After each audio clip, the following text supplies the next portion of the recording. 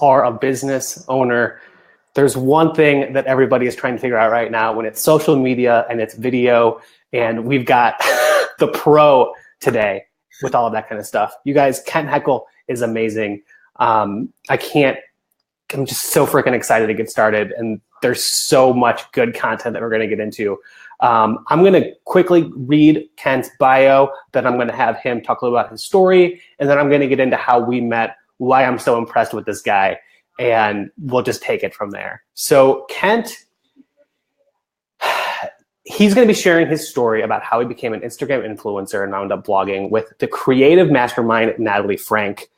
His job is to have fun and capture it. Kent is a social media expert. He dropped out of college, which I'd love to chat about with you, for both the viewers here today, but also like their kids and stuff. I think it's a really cool topic.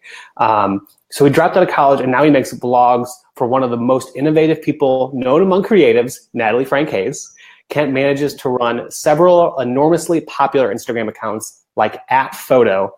How he grabbed that is amazing, while balancing his own personal brand at the same time. So Kent, tell us a little bit about how you got into all of this. Well, I think the best place to start with everything is just like all the way back to my original start with watching YouTube videos and trying to understand that landscape. So I was a senior in high school, and my mom had this idea. She was like, "Ken, I think you should look into making YouTube videos, because you come home from school and pretty much all you do is watch them." At this point, I was like, "Mom, we don't need cable anymore.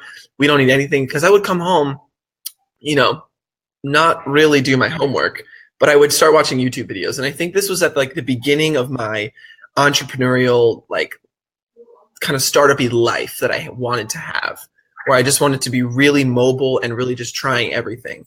And I was like, okay, Mom has a good point. If I can make these YouTube videos and push myself to create content, then maybe I'll force myself to do other cool things in life. And maybe it'll take me to a new place. And I was like, well, I'm all about starting things and just pushing as hard as I can until either I find something else interesting or it doesn't work. And this was I designed shoes when I was younger. I bought a screen printer and was trying to make my own clothes. All of those things I've extended into now, which on a much larger scale. But yeah, it originally started with my mom being like, "I think you should make YouTube videos." And so I did. I picked up a camera and I started making them every day. And I made them every day for about 3 years straight. Wow. And that was 6 months ago. So I'm just off the end of making those daily videos. I've started kind of I created a business out of making these videos, and now I do that for other people, which I'm really excited about. And there's a couple cool things, a couple cool projects I'm secretly working on the side. So we'll see where that all ends up. But I'm just having a lot of fun. Basically just making YouTube videos and making content for social media. Dude, I mean, your stuff is amazing. So you didn't have any type of schooling background. Kent's enjoying his cider right now. I've never, it's the morning. I got to do it. Yeah. I've never actually, like you said, I've never taken a film class in my life. I think that's one of the most interesting things is not only did I take this fear of entrepreneurship to a whole new level of trying to start a YouTube channel and make content out of daily life and make that my job, which was kind of crazy because people weren't really making money off of YouTube. At the time, they were making some money, but it wasn't anything really to write home with. I was probably making $10 or $20 a month from my videos, which to me at the time I was like, oh, that's great, and I'm doing it, but it wasn't anything serious. So this was all YouTube for you. All YouTube, and then obviously I was pushing to YouTube and Twitter or Facebook or Instagram and Twitter. Excuse me, not much of it. I wasn't pushing it really hard. I was just these are my other social media, and they're there to kind of just this. People can always be thinking about what I'm doing, but it wasn't as intentional as I wanted it to be. Mm-hmm. Not until the very end or once I stopped. But yeah, that's I think when I started making and learn about storytelling and learn about more like sales stuff where I could really bring in other brands and help tell their story through my story. And that's when I started to monetize. Okay, so it started to monetize on YouTube for you. And then I remember we met about a year ago in St. Louis at a Rising Tide Society Tuesdays Together meeting. And at that point, you were talking about social media, or you were talking about Instagram. And okay, you don't have to tell us how, but you have the accounts for like @photo. Like really, so my like current big lineup, name. I can go through it if you want to. Yeah. My current lineup is @photo, @create, or no, not @creative anymore. @hiphop, @kitchen, and @interiors. Those are the current names we have, and we're kind of like really pushing right now. That's amazing. And so you're managing all of those are those separate types of brands and things that are going out there, or are those, you kind of see them as one kind of unit? So @photo is kind of my main focus right now. Most specifically because we've monetized @photo. What is kind of like, what's tricky is I have a team around us that is helping run all these accounts. So essentially we have like my friends and family. I know you've actually met a couple of them, like Beyonce, she runs @kitchen. My fiance's brother, actually, I guess my future brother-in-law runs @hiphop, and then his girlfriend runs @interiors right now. And so what's really cool is we've kind of kept it like in the family, I like to say. Yeah. And we're all just like learning as we go. And so we're allowing ourselves to be really scrappy and like test as many things as we can. We're like, okay, if this post does well, and then all these other accounts that we have immediately like, comment, and share, or do whatever they can on that post, will it do better? Will it do worse? You know, if we tested that for a while. So that was actually one of the strategies we did, kind of like an Instagram pod, but we really kept it in-house. Yeah. But then, as we've all kind of seen with Instagram pods, it didn't quite go as well as we wanted, because the Instagram algorithm really picked up that like, okay, @photo likes @interiors post within 10 seconds every time. Yeah. No matter what. So we probably don't want to keep, promote and letting that like be as valuable. Right. So it kind of like took the power of our likes away, because we were like, interesting, from our accounts. Yeah. So we're really trying to switch it up and see what we can do. And yeah, we can get totally into that, because it's like a crazy world out there. Yeah, we'll circle back to that, but I want to make sure that people kind of understand your story and where you're at to now. So somehow you got from doing a lot of YouTube videos, like committing to, like you said, the daily YouTube videos, to getting into Instagram and really working your way up to being an influencer in a major way on that platform. And then you somehow got into HoneyBook. Yes. How did that happen? So this is actually a really funny story, and this is kind of like a true testament to Kent's life and who I really am. So I was in college, and my professor comes to me and he's like, Kent, to graduate the mass communications program here at school. So I was taking basically PR classes, learning about the media, things like that. I went to a really tiny school, like 500 kids small, just to put everything in perspective. My teacher was like, you need an internship. And I was like, okay, I'm a smart guy. I run a company right now. Can't I just intern for my own company? That was my original pitch to the school. And they were like, no, you can't do that. And I was like, what? Like, what if I hire a CEO, pay him, and then he pays me to be an intern at my own company? And they're like, no, again, you can't do that. So funny. So I was like, great. What can I do here? And so I tried reaching out to a bunch of social media companies and being like, hi, I'm like a social media expert. Love to work with you. All those companies were super interested. They're like, holy cow, who is this guy who just randomly reached out, wants to do a free unpaid internship? Yeah. They're like, yeah, we'll take your talent. And then my school was like, actually, you can't do a social media internship either. What? Yeah, which was very strange. And I think myself and a lot of the people around me were very confused by that one, because it kind of seemed like my extension and my reach into the social media space, like that was kind of what I'd given everything to. Like filmmaking was something was considering and like was doing because it was helping me move to the social media landscape. But I was like, I'm a social media guy. I'm the social media pro. This is what I want to do. Yeah.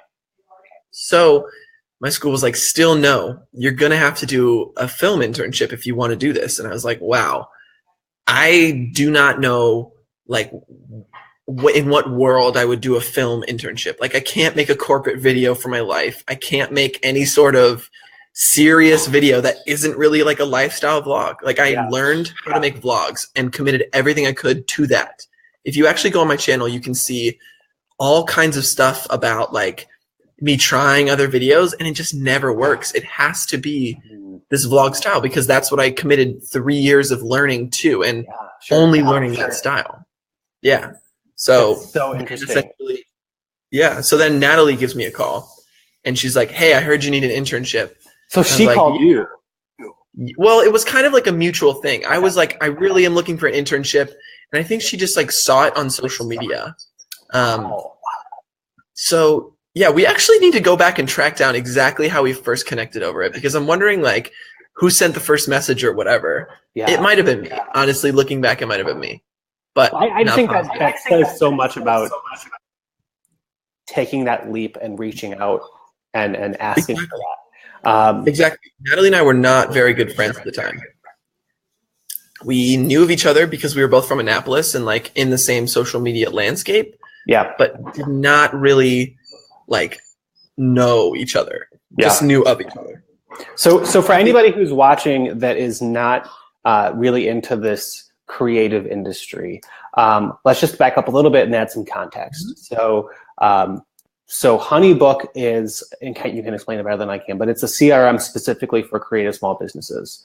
Yes. Natalie Frank works with HoneyBook as well as the Rising Tide Society, which is a community-based network of creatives, wedding industry professionals, photographers, all those types of industries. And they're very, very focused on building community, very focused on specifically serving this niche of creative small businesses. And they, through that niche, they're building a big team of loyal fans and followers. But you guys have also recently been picked up by some pretty big feature names. Can you talk a little bit about the post that you did on what was it? Men and women in the creative economy and the wage gap? Essentially what HoneyBook wanted to do was like prove out and see if they could get enough data around, is there like price discrepancy in the creative economy? And I think what's really interesting is they found it. Yeah, there is. I think we were a little surprised and not at the same time. I mean, I personally do think that there is a gender pay gap, and I'd love to see it closed. And I hate to see it in the creative economy, but I think us, even though it kind of brought, I'm not going to say too much here, but I brought a little backlash, a little more than we wanted, but yet still did get a lot of really like a lot of love. And we were really excited about that, because what that does is it really brings awareness to it and it makes people aware. And I think that the moment people understand that that is a thing, it's something that we can fix as a group. And who picked up, because you guys wrote about it, but then it got picked up in, I forget, was it? It was in Entrepreneur. It was in Fast Company. I think it was in Forbes. We were in tons of like blogs and other types of things. It was really cool to see the behind the scenes of that. I've never like worked with a company like that where they're like, yep, we are excited to write about this. Let's talk about when we can release it, when we can make our first statements about it, things like that. There was like an embargo going out because everyone had access to our information, but no one was allowed to post about it.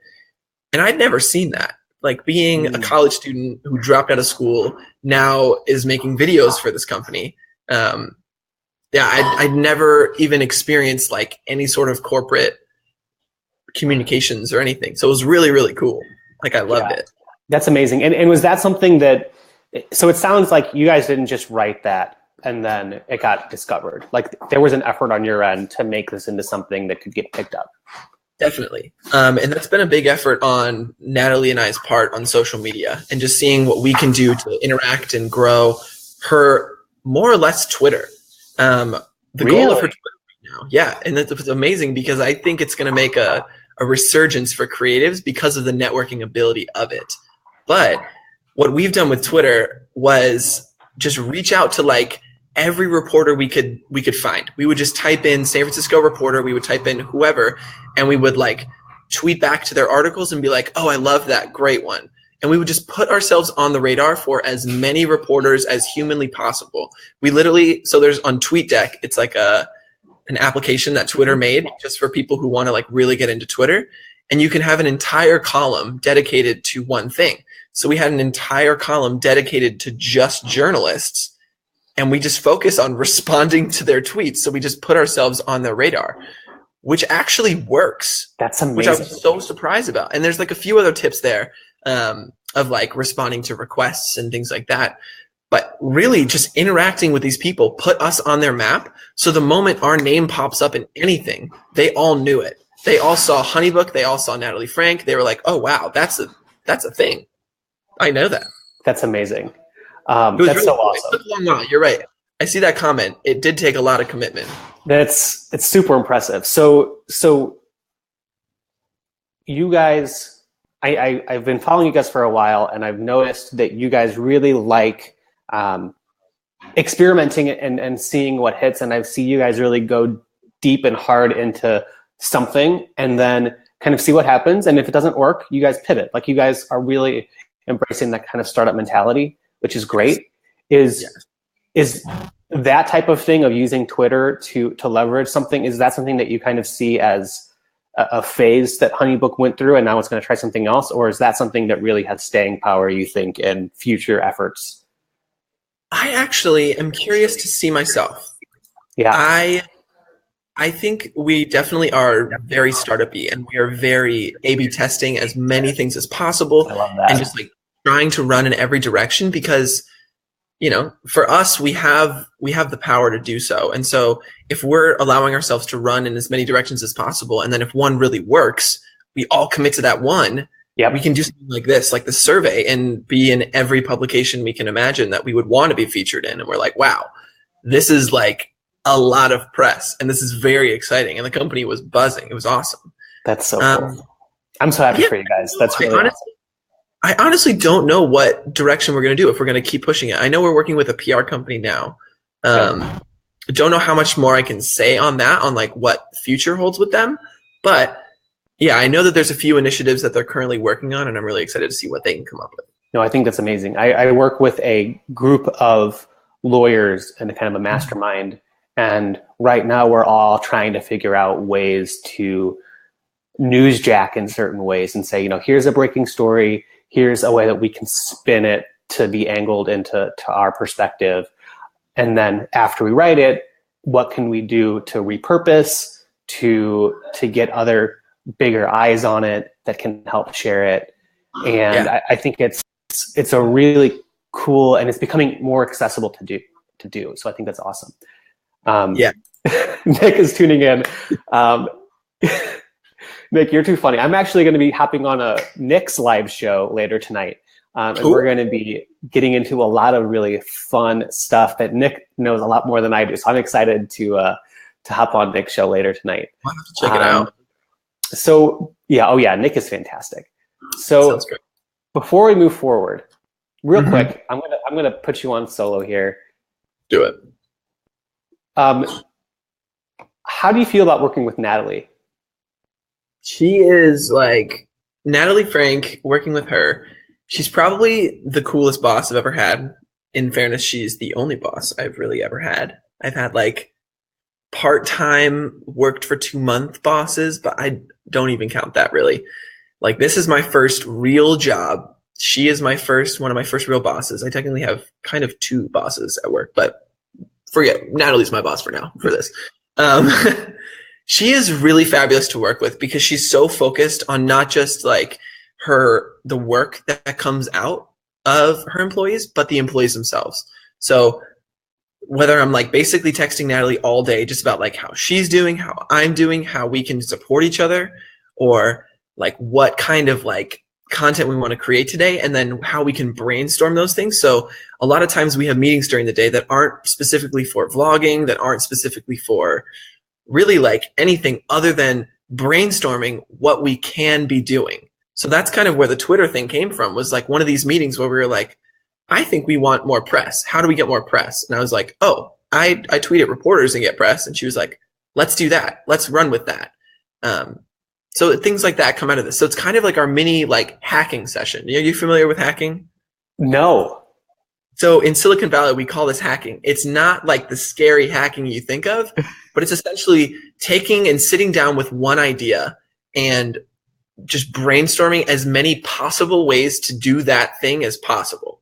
So whether it's like making a vlog, what are some special things we can bring to making a vlog that no one else has done before? Or what are things that other people have done that we've seen work and we can like include in our own way that would work, that would work for us. So yeah, we kind of just like sit down and do these hacking sessions. And those are like really great because they revitalize us as like workers. Like I don't have to sit at my desk for long periods on end, which is helpful for me because I am a creative, and I think all my fellow creatives out there can attest to sitting at a desk for multiple hours gets to you. It does, you know? So it's just like, yeah, she's like a really like special person to work for. She really cares about us. And she pushes us to be our best. I think that that's one of the really cool things about Natalie is she really forces me to be my best at all times, and she expects it. So sometimes that does come with a little bit of tough love. Like when I make a mistake, I own it and like try and be as honest as possible with what's going on. And she's like, great, thank you for being honest. How can we fix it? The same mentality to like, let's find a solution to a problem we didn't know we had. Let's find a solution to a problem we actually have now. So handles everything with grace. It's really fabulous. It's really fun to work with her, but we definitely get a lot done. That's a big focus. That's crazy how productive you guys are. I mean, it's so visible when you watch your vlogs. I'm just like, how do you guys do all that you do? It's crazy. I think Natalie is fantastic. It's awesome to kind of see her as an inspiration in terms of a business owner out there, a creative who's being true to herself, and being very like genuinely who she is and human. Over time though, as my own company is growing, like you said, she's such a great boss figure.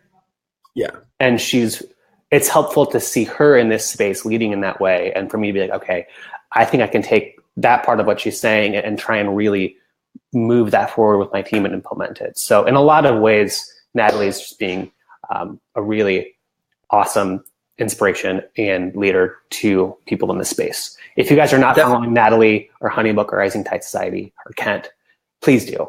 I promise you'll learn something and you'll like it. They're really good. Misty, sorry, go ahead. Sorry. One more thing about Natalie that I want to say is just like how leadership, especially in the creative industry, is so valuable. Being able to work and understand creatives and like, you know, work with them. Like Natalie, the first couple of weeks realized she's like, Kent cannot sit at his desk all day. He freaks out. He like needs to be out talking to people. He needs to be just doing something, doing his superpower, as we like to call it, but doing what he does. And that's going to like get him through the day. Not get him through the day, but get him to the end of the day to a place where he's so happy. He's like, I want to stay. And that's why we're staying at work till 7, 8, 9 p.m. because we're just like, that's what we do. Right. When we're having fun and like actually enjoying being there. It's not like this work needs to get done. We didn't get it done earlier. We have to stay late. It's like, no, we're the reason that we're staying late. Like we want to do this work. We came up with more to do because we genuinely enjoy this. It's really cool, actually. Yeah. So just to recap some comments that came through, Misty's got a great definition of hacking. So breaking it down to drive multiple solution perspectives. Hi, Raina. Thanks for tuning in. Raina's amazing. And then Alexandra says, it's amazing how you guys keep improving the vlogs videos every single day. It's really like, it's so cool. I'm at a point now where like, it's no secret from YouTube that I love you guys because I could watch a video of like a rabbit and it'll be like next video of Natalie Frank in the vlog. Oh my gosh. We're trying to put ourselves out there. YouTube's been a tough one for us, but I'm glad you're supporting on YouTube. We need that. Yeah. It's difficult on YouTube and we'll get back to that in just a second, but I want to, obviously you guys, there's a lot that Kent and I can be talking about right now. I'm so excited to have him on. And so we're just going to try and get through as many golden nugget type topics as we can. Before we went live, I asked Kent whether he would want to talk more about video tips or social tips, like social media tips. And he said, honestly, like it's the combination of the two that like really gets me fired up. So what do you see as happening right now in that combination space, Kent? It's tough because with Natalie's content, we're testing two things right now, and I'll just be fully transparent about what we're doing. We have the vlog, which we're kind of really committed to, and we're never going to stop. And then we have this like secondary content, which we're really trying to be fluid with and figure out. So the vlog is kind of this evergreen content that's really not necessarily there for growth. A lot of the times the vlogs do really well because they get clickbaity, but they are there to be this really evergreen content. So once you're in, we really have you because we can hold you for 10 minutes sometimes and you like fall in love with our personalities and the characters and you fall into this deeper story, which was what keeps you on our page longer. So that's retention.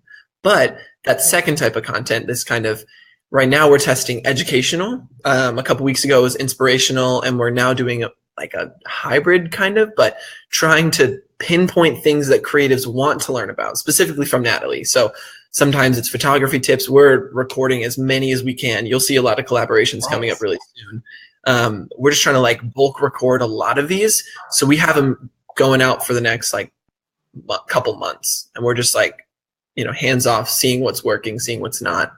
But it's really this like really quick content. So we have the vlog, which is a rough 10 minutes, more or less. Mm-hmm. And then we have this educational content, which is trying to come around 1.5 to 2 minutes.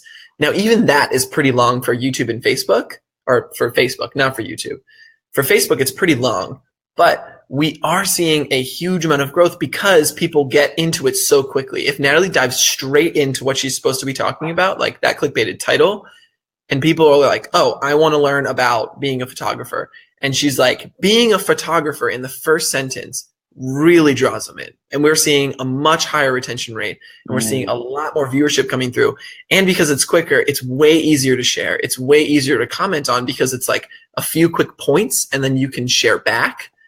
So we're just trying to like see that. So what I'm saying is I think shorter form content is actually favoring really well, specifically video. I want everyone to see that video is performing well. Actually, we did a test on Natalie's page. It's right around 5 times better video will do every time. Okay. So when you say video, it's interesting because you probably know that I'm like a huge like live video guy right now. I'm all about it. But if you're short, you guys probably don't do those live, right? You probably shoot them, edit them. Yep, exactly. And so, yeah, Misty says probably pre-recorded for the short videos. For those, I know that you guys are kind of in a different space, both being a startup and having your resources that you do. But for a smaller business that might be a 1 or 2 man show, if they want to get into that, how do you recommend that they can kind of get in and out? Because I've been on that end of trying to shoot a quick video and then 20 takes later. Yep. Yeah. All right. I have the exact tip.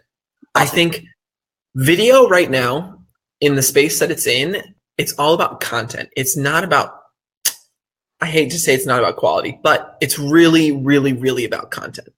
So what I would love is like my biggest tip to anyone who wants to get into the video space. I know you all have phones. I actually carry 2 phones on me now, which is just like a fun fact about me. But if you pull out your phone and turn it sideways and record a selfie video and you say maximum 2 minutes, you just talk about one thing for 2 minutes, and don't let yourself tangent like I do every 10 seconds. Talk about one thing for 2 minutes. That is your educational content, and that is your some sort of content. I think that will do wonders for your social media. You will see, you will just see so much more interaction. People will get behind it because it's quick. It's like bite-sized content. Think of it like that. Yep. You're giving someone something of value more than a text post that they don't have to read, because for some reason this intimidates me. Yep. I have to click show more and I'm like, whoa, like, I don't know if I can commit to something like that. But when I can just slap my headphones on and click play and actually keep scrolling and still enjoy your content, and that's huge. That's huge for both of us. I get the content and you get the view.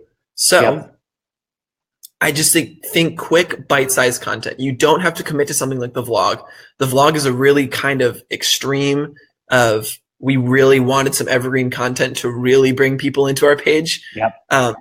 But those quick videos are huge for growth. You'll see a lot more people coming to your page if you do something like that. Facebook will push it to a much larger percentage of your audience. We all talk about the algorithm and how much that fights us.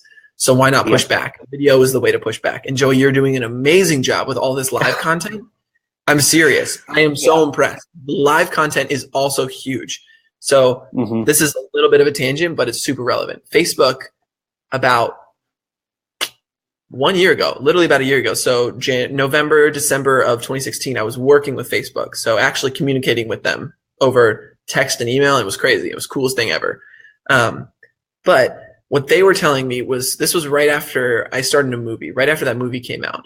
Facebook was like, Kent, we want you to push live video as hard as you can and do as many live videos as you can, specifically around the movie. So like when you're in the green room, when you're up on stage, we want you to do live video, because right now we are pushing that as hard as we can. And I'm still seeing that.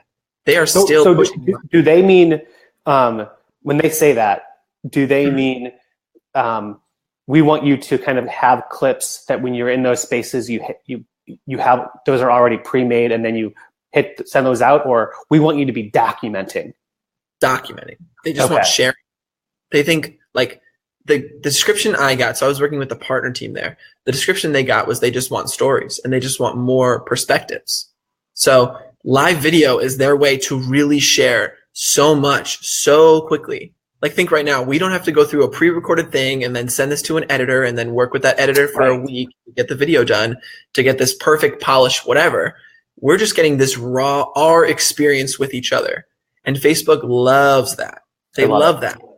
So that live video that you guys can be putting out, I think is huge. If you want to do like a quick live, it'll have the same impact as say a 2-minute recorded thing on here. And this, you don't really have to edit it. You can, but I mean, maybe just clip off like the beginning and the end where you're kind of having an awkward pause. Other than that, I don't really recommend doing too much. Just put out content. Okay, that's really good to know. And when it comes to the recorded, I know that live people say different things about should your phone be, portrait or landscape mode. For the pre-recorded stuff, is there a preference or is it platform specific? Platform specific for sure. Okay. I would say YouTube always be landscape. Just don't even try anything else. Also, in the creative industry, I would be careful with YouTube. I think there's a lot of good to be had there, but I would definitely recommend thinking of YouTube as a search engine before you think of it as a community. So before you're like, hey, I want to get my videos up on YouTube, remember that they need to be really searchable. So that's just another point to think about. But yeah, no, and I want to circle back to that because I think that I was chatting with Jessica Rasdell about this last week, and Natalie Frank when she came on, about this idea of when I want someone's help now, or I'm looking for some service, I'm not going on Google or YouTube anymore. Now I'm going on to Facebook and I'm saying, hey, group that I trust, I'm looking for this. Who do you recommend? And so right now I'm leaning on YouTube as this repurposeful space, because if my video isn't on Facebook, obviously a Facebook native video will do well on Facebook, but if I just put it on YouTube, usually YouTube can make it fit on other platforms generally easily, and like on the blog posts and stuff like that. Yes. And that's actually what we do recommend. That's what we use YouTube for a lot, is like embedding is super great through YouTube. Sharing is much easier because like the links are it's a lot easier to just take you straight to the video page where you see liking, commenting, all that. Yep. Whereas on Facebook, there's like 5 different share links and they all take you to a slightly different thing. Right. Like a lot of time we'll share the one where you'll click on the link and the video will pop up full screen, like dimmed edges, just the video, or it'll take you right to the page. And that's tough. Like we don't always know how to control that. And we're trying to learn that. Interesting. So and that's actually another thing that we literally are having a brainstorm about today, is like, which one of these are we going to try and push? Because there are different share links on Facebook, and how do we know which one to use? That's so freaking interesting. Okay, I want to go back to Misty's question, and then I've got something to circle back to as well. how often for the pre-recorded videos? So it's 1-2 minute. Yeah, Would I mean, you say if you do it, you need to be doing them once a day? Can you do them once a week? Or if yeah, honestly, day, pretty much not matter. I really just recommend video content in general. Okay. I think everyone should pick their own schedule and they should commit to a schedule. If you want to do daily, my God, go you. That's amazing. If you want to do weekly, like that's amazing as well. I'm so like excited that you're just getting into it. I really want to push people toward video because it's the best way to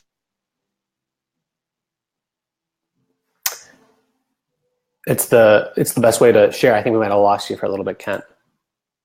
Let me know in the comments if you guys, on my screen, it looks like Kent has frozen. Let me know if you're also seeing him frozen or if he sounds okay and it's just maybe my side of the issue. Or if I don't see a response, then maybe something is up. Let me see here.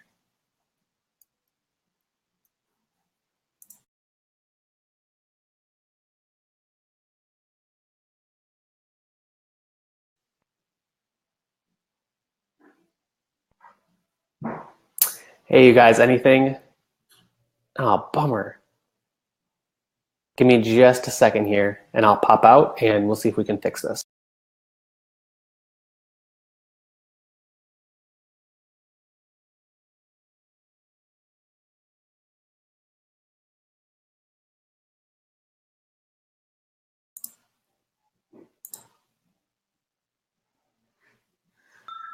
All right, are we back? Am I back? We're back. Yes. Okay. Oh, thank awesome. God. Awesome. My heart sunk. No, we're good. We are all good. But shoot, I forgot where we were. But I think that you were saying that just to do as much as you can. If you can commit to it daily, that's awesome. If you can commit to a week, whatever. The one thing that I've been having problems with, because I agree with you. Like I think that mix of kind of educational, pre-planned, and inspiring stuff, but also kind of document your day can be important.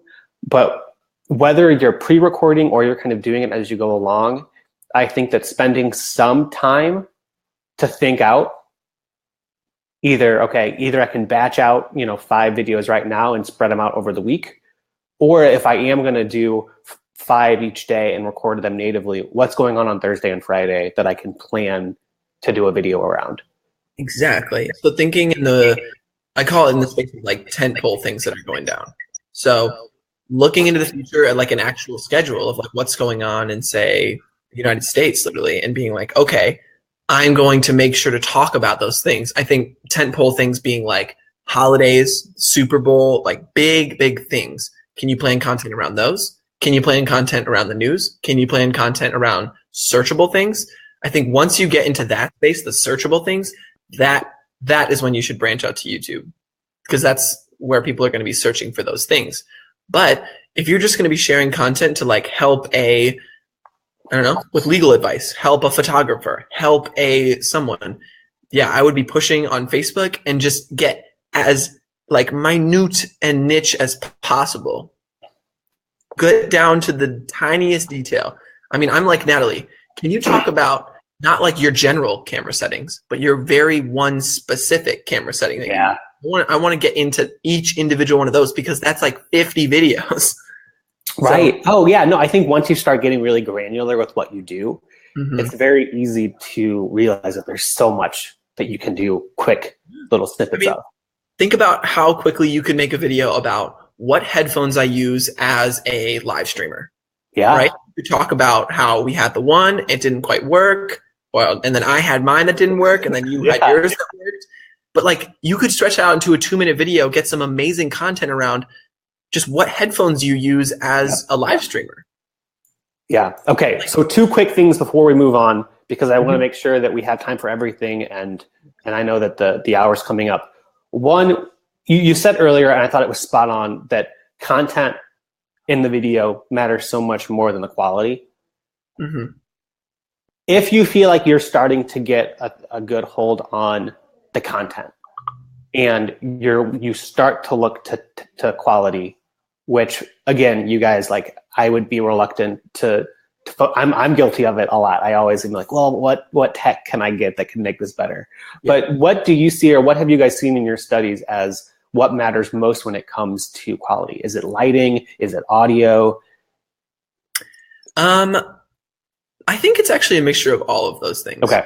My personal favorite, my personal go-to is audio. I think the moment you have a really solid sounding thing, yeah, you have exploded to the next level. If your video is like not quite perfect, but your audio is great, people will definitely understand. People will also think, oh, it's my side. Like, clearly, if they've got really good audio, then they're good. But I'm also just pitching, like, just make content. Your phone will film amazing video, better than you can imagine, I'm sure. I also, if you really want to get like nitgrit with content, use your front camera. I know it will be hard to not see yourself, but this camera will take a much better video, and it's got a microphone on that side of the camera. I know this is the front or the back. This is back. Excuse me. Okay, that's okay. Back camera. This is a Samsung, but I have an iPhone over there. It's the same thing. So if you talk to the back face or the back camera, your quality will be much higher. How can you make sure that when you do that, it's pointing to you the right way? Practice. Or or when you have your phone facing away from you like this, put a mirror right here. So you can kind of look around your phone and see. Cool. That's just a tricky one. Okay. But yeah, there's a few things. You got to be creative, I think. Yeah, no, I love it. And then one last thing before we move on to a topic that I think is so important. You mentioned that when you do your videos, you said that people, might like your characters, your personalities. Mm-hmm. Yes. I know that you and Natalie, from hanging out with you guys, that you are, what you guys see, what people see when they watch your vlogs is very genuine. Mm-hmm. Do you guys ever feel like you are performing or elevating or having to be more energized when you're on screen, or do you feel that like need to heighten who you are, or not really? Yeah, that's a really good question. In general, I think any internet presence you have is a little bit heightened. Yep. And I almost hope so. I think there's a lot of moments in our lives where Natalie and I are sitting at our desks, like leaning back, just kind of like, hey, how's it going? What are you working on? Like, you want to film something for the vlog? But then there's a lot of times when we're on the vlog, we're like, yes, we are so excited for the day. And it's not too much like I just did. It's not like that. It's just like, just enough that you really like feel that we are excited to be talking about what we're talking about, but we're not overly excited that we're pushing it. So I would say be happy. If you can just make yourself smile, you will naturally bring yourself to an excitement level that is appropriate. Yeah, no, I think that that's true. And I say that because I've been hearing some people say that they're reluctant to get on Facebook Live because they feel like they don't want to like act, or it makes them feel ungenuine. And I agree with you. I think that to some extent you do elevate a little bit of who you are. You get more energized. But I don't think that feeling means that you're not being genuine. Yes, definitely. And I would say avoid, specifically in the creative industry, unless you're really going for this, try and avoid like being a character. Yeah. So, if you think of yourself as just like a person and you're sharing your content, you want to be as close to yourself as possible. The moment you're not, you're playing a character, and that gets like acting and things like that, where you're actually just something else entirely. Right. And you don't really want that, because then you have to keep heightening that and then justifying it as well. So yeah, just try and be yourself. I would say just bring yourself to a natural smile and then start your content. You will always find that will do so much for you. Like when you start, like when I started this interview, I try and like start with a smile, because I'm like, okay, this is my like level off spot. This is where I know I'm happy. This is where I know I feel, yes, that comment exactly. Energy. If you can bring the energy, people will feed right back. It's great. Yeah. Well, and it's especially, I mean, smiling is always super helpful. It's especially helpful if you're like me and you have a resting mean face if you're not smiling. I'm trying to get better at and smiling as much as I can. So yeah, Nick, that's why I'm constantly smiling. One thing that I wanted to make sure that we hit, because I feel like a lot of what I see coming out of Honeybook is very clear to me that you guys really are a startup. Mm-hmm. You're in Silicon Valley. You I can tell that you guys are kind of working with like investors and things like that. And so a lot of your social media and marketing decisions are coming from that lens. And Definitely. we talked before we went live about how a lot of where you guys are putting a lot of your attention isn't sales focused. I mean, we have marketing like agendas, but we're definitely like social media and just growth hacking and focused on like what else can we be doing? What else?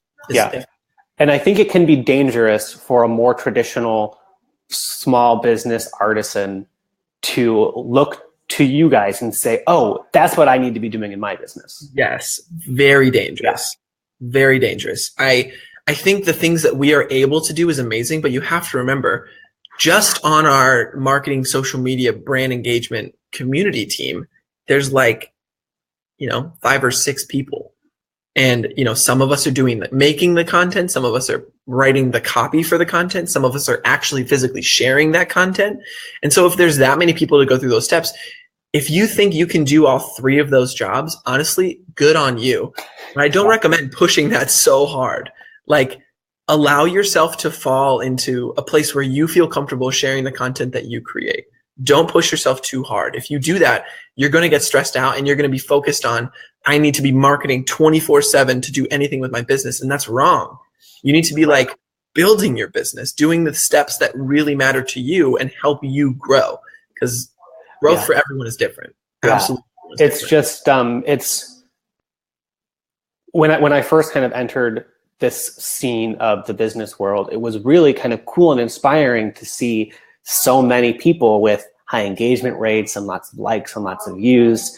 And I got to realize pretty quickly that some of the businesses with very impressive statistics behind them are struggling as a business. Mm-hmm. And that's one of the reasons why I love hopping on with Kate Brockmeyer every Wednesday now, because she is so good at helping small businesses focus on not forgetting about sales when you do marketing. Yes. And not that every single marketing effort has to be, here's something and here's a sale. But, and again, like I'm in a couple different camps here, so it's interesting for me to see, but I work with a lot of attorneys in different mastermind groups, and because the legal industry is so traditional, a law firm can do something like a weekly newsletter or a blog post or embrace video, and it's seen as this like very different and innovative thing, and so it can really help a law firm's numbers. But if you're a more traditionally creative business, embracing that stuff doesn't look as cutting edge. Yeah, it's true. It's tough. It's always tough to be innovative, right? On social media, the best tip I can give in that direction in terms of innovation is just kind of testing. I mean, I know we just talked about like not pushing too hard, but allowing yourself, maybe give yourself like a week, and each day of that week, experiment with something else. So maybe try the, what's it called? Like a selfie video, try a live video, try a sit down, more like put together video, try a topical video, try a list video. My mind just goes to video. There's a million other things you could possibly do out there, but schedule it out. Yep. Don't just sit down and be like, okay, I need to think of something to do today. You should sit on like a Monday and plan out the 5 things you're going to do Monday, Tuesday, Wednesday, Thursday, Friday. I had to think of the days of the week there. I can't believe that. Yeah. No, that's what I get for dropping out of college, right? Don't worry. I like to make fun of myself a lot. No, you're good. But yeah, like being intentional with it and being intentional with your testing. So say, I'm doing this to test and see what I like, see what my audience likes. And that's one thing that I think is shared between the two is I think that small business artisans and more traditional small businesses should embrace that idea of, I want to test things, but it's going to be testing them. And I don't want to feel like I'm committing to a marketing effort if it's not having results. That's so important. Yeah. Because as a small business, it's so easy to focus on like the wrong thing. Or not the wrong thing, but maybe not the right thing at that exact time. But it's really about building the correct customers as a small business. 100 like followers who are interested in pottery, if you're a pottery business, is way better than 10,000 random people who like photos. Yep. We all know that. And it's frightening to know that because we all want followers, we all want likes, we all want engagement. But when you can really cultivate that really good audience, and this is where I want you to test for, is to test where that audience is. Find those people, make content for them. Once you can figure that out, that I think is when you should start really pushing. But until then, test. Just be intentional. I love it. And I love the kind of video first mindset that you have. Because especially with the quick clips, I mean, it could be super easy to get that thing transcribed, have a blog post around it, you know, share it multiple times, dissect, you know, see if you can come up with multiple topics within that 2-minute video and see what else you can do. It's a really great way to build a following and community around your content. Exactly. Before we close out, and if you guys have been enjoying this conversation, please share it out. There's been a lot of really good conversations here. I wanted to close with something that might be a little off market for a lot of you guys, but I wanted to touch on it because it's not every day that I get to talk to another guy in the creative space. And Kent, how has it been for you to work and live and thrive in a space that, let's just be honest, is mostly women? Yeah. I think I want to be careful here, but I know I personally love it. I think it's an amazing testament to the creative economy. I love seeing all these women doing amazing things. I feel really proud and empowered when I do things. But it is tricky. It is tricky to navigate things because I like to be very conscious of the fact that I am a man in this industry, and especially at my company at Honeybook, I think is 80% female. There's not a lot of men that just generally work there, which is a really cool statistic for a company like that. But say back when I was doing my video stuff, it was always tricky, and I wanted to navigate it in a way where I didn't feel as if oh, I am a man stepping into this, whatever. I don't know. I'm trying to formulate my thoughts. Sorry. No, you're good. But I agree with you. I had never really thought about it consciously until Danny Fountain asked me about it on her podcast. And I was like, I guess that's a really good question. And I haven't really thought about it because I grew up with 2 brothers and 4 sisters. Ooh. And 3 of the sisters were older than me. So for a long time, it was just me and women.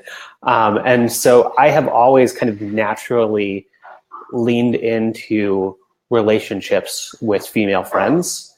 And I think that I have built an ability to, especially in the role of a lawyer or a counselor, to give that type of peace of mind in a way that is leveraging not the fact that I'm a guy, but the fact that I'm a guy who's always been kind of surrounded by women. Yeah, definitely. I think I definitely think in that way. A lot of times Natalie and I will be at a wedding, we'll be at some kind of thing, and I just like to be conscious of the fact that Natalie's a female. And when we were at a wedding, we didn't have an issue per se, but there are people that weren't exactly being as respectful and the typical issues we hear about. And just trying to be conscious of that and call it out and essentially deal with it immediately was really important. And having that ability to actually look at it and recognize what was happening and be okay, how do we act in this situation? Kind of creating our plan for, when we're going to react to something or how we're going to act, because we really want to handle that correctly. Especially the fact that Natalie, probably one of the greatest, creatives I know, working alongside her, being being a male that films her, I love to empower as many people as possible, and I love to inspire. And I hope that a lot of the audience that I bring can be male to her female-driven audience. So, allowing that content to just be focused on the content, not the fact that, men and women are each trying to do their own thing. Allowing everyone to just coexist is something I'm really focused on. Yeah. No, well, yeah. I mean, very deep thanks to Natalie, people like Danny, Kate Brockmeyer, other people who lead these communities of mostly women, but recognize that there can be strengths to letting men in. Exactly. Yeah. Exactly. And not in like a they need to be let in kind of way, but in a way of just like it just is. I think that's like one of the coolest things with like Rising Tide, and I know Danny's community, and I know yours as well, is it's not like, oh, we need to let's hear from the boys, let's hear from the girls. Yeah. It's like let's put out a point, let's take all the perspectives and let's focus on all of the perspectives, because we have so many ideas here and we want all of them heard and shared and talked about. Yeah. Well, and one of the things that I love is that Natalie, I learned so much from her, but her fan of neuroscience, when I had her on, she was saying how like men and women's brains are wired somewhat differently. And when women hear about a problem, their like wires that are more emotional get triggered faster, or whatever she said. And I'm not trying to say that women are more emotional, but I have seen in groups that are more men, if I say, here's a problem, it's all, here's a solution, here's a solution, here's a solution. Definitely. And in a lot of mostly female groups, if you say, here's something, then it's all like, here's support, I understand where you're from. And I think that what it's kind of exciting to see right now is people trying to figure out, how can you be in a space that gets community over competition, but is still willing to give criticisms that will allow people to thrive? Because just telling everybody they're doing a great job is doing a disservice. Yeah. Or that their questions are things that they should be asking. And it's a hard thing to do. But going back to what I've said before, you're kind of like the K-Rock to Natalie for Gary V's D-Rock. And I think that you provide so much value, whether you're on the camera or off, to what she's doing. And it's very, very awesome to see the relationship that you guys are building. I selfishly feel, you know how you like hear a song before it goes on the radio? The fact that I like met Kent before he got super famous in the creative world. Gosh. Oh gosh. Well, I have a couple really, really cool things coming up really soon. Yeah. I'm super excited to tell you about. So, I mean, I can't really go too deep into these things, but essentially my dream, I love vlogging and I love the landscape of that. And whatever I can do to innovate that space, just think vlogging as a large picture and who I could bring into that space. I have some really cool ideas there, and I'm working behind the scenes right now to figure out who else I could bring into the vlogging space. So I'm going to leave it there. Sweet. But get excited because I'm actually like shaking. I'm so nervous and excited. That's amazing. Yep. Doing what I can. But I'm just a happy guy living life out here, and I love exploring and doing what I can, especially with social media. It's such a wild, wild west.